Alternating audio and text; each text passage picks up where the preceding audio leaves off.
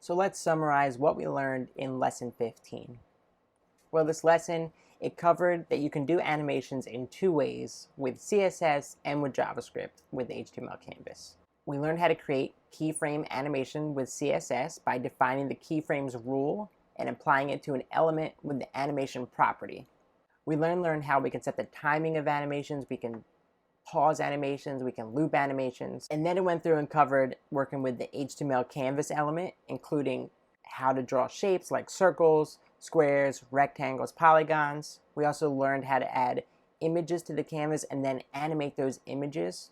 And now we're going to talk about some of the reasons of why you might choose CSS animation or JavaScript animation. If you don't know anything about either one, well, they both seem pretty difficult. I don't know which one to choose, which one is better or why. Or if you're just better with CSS, you might be more leaning towards that. Or if you're really comfortable with JavaScript, you might be comfortable with that. The thing is, there are things you could do with JavaScript that you simply cannot do with CSS. For example, you can't seek to a specific spot in a CSS animation, nor can you smoothly reverse midstream. You can't alter the speed or timescale of an animation without creating an entirely new animation. So that's one of the things you can do in JavaScript. And one of the CSS animation aspects that's annoying to most animators is that keyframes are defined in percentages. But most animators think in terms of time rather than percentages. For example, you might think the headline needs to fade in for 3 seconds and then bounce once before coming to full opacity 1 second later. How do you create that in percentages? And what if after you mess with the percentages, the client wants to change it and says it needs to be 5 seconds? It can be really a pain. You can do this with JavaScript though, and you can also add physics-based motion with JavaScript. There's just the tip of the iceberg. You can do so much more with JavaScript.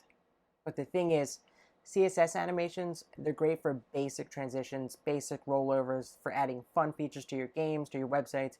You can even build complex games just with CSS animations. And if you need to keep all your presentation layer details in the CSS, then the CSS animation is what you should use. JavaScript animation is harder, but it is possible to do a lot more. So it's kind of like a personal preference and really just based on the project that you're doing and what that specific task is. There's pros and cons for each one. And then CSS animations versus CSS transitions. A transition is an animation, but it's just very limited in what it can do.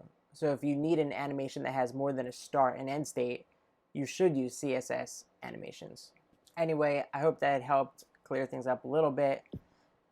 This lesson is just showing you the many things that you can do with animation. So I hope you guys enjoyed. We will see you next time with lesson 16, chapter 16.